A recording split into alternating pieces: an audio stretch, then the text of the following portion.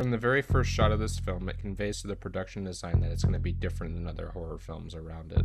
This film, of course, being John Carpenter's The Thing. The Thing is quite possibly one of the best horror films ever produced in the modern era, and I don't think that's a controversial statement whatsoever. One of the things that makes The Thing stand out so much, and also the topic of this video, is the production design of the sets in the film as a whole. Every scene in the film shows off just how beautiful, but also how terrifying the Arctic winters are. As the locations the film is set in is made to look as brutalist as possible, with extremely sharp corners and rigid box-like shapes. The way the base is designed is made to look like it's just made for them to survive. It's not pretty, it's not an artistic masterpiece, it's for survival, and that is all.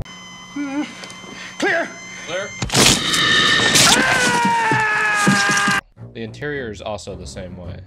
The interior is so basic, so feudal, that it almost looks like what many people would consider a prison, adding on to the extreme feelings of isolation that the film uses throughout.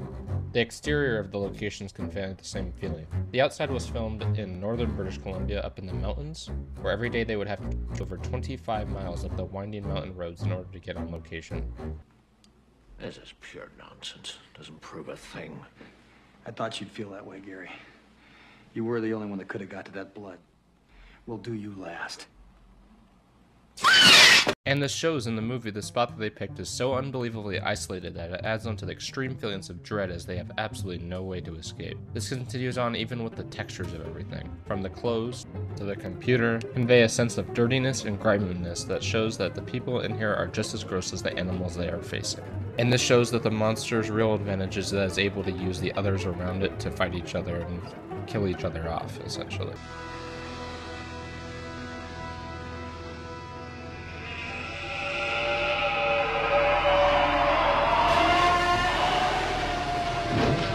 One of my absolute favorite parts of the film from a production design standpoint is the Norwegian base camp. They really aged the textures of the wood and make everything look extremely disorderly, like it was abandoned in a hurry. They also add a sense of fear to where they were exploring through the ripped up walls and the extreme chaos of the building. All of these things convey that something went terribly, terribly wrong at this place. One of the best parts of the interior design of the Norwegian camp is the way it is frozen over, making it look like what happened must have been quite a while ago. And the queen jewel of the production design in the Norwegian base is the huge ice block. It's made in such a way that it conveys without even truly knowing that something broke out of the ice. It doesn't look carved out. It looks like something broke free from it almost. All of these production design choices move the film forward without having to explain things to the audience. And this scene really sells the production design of the film. Is that a man in there or something? Whatever it is, they burn it up in a hurry. The coloring of the film is also quite interesting, as every scene outside has a bluish hue to it, almost adding to the layers of cold on the outside. This is especially apparent in the nighttime scenes, where the blue is almost overwhelming, such as the scene with the Bennings thing.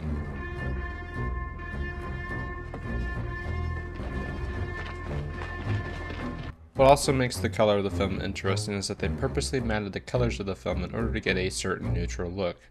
This is because they originally wanted to shoot the film in black and white instead of color, but back in the 1980s, television didn't want to show the films in black and white.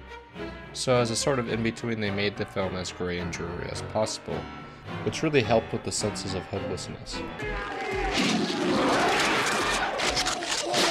Now for the part that everyone has been waiting for, the actual creature itself. The creature is one of the most interesting ideas put to film. A monster that calls back to films like Invasion of the Body Snatchers.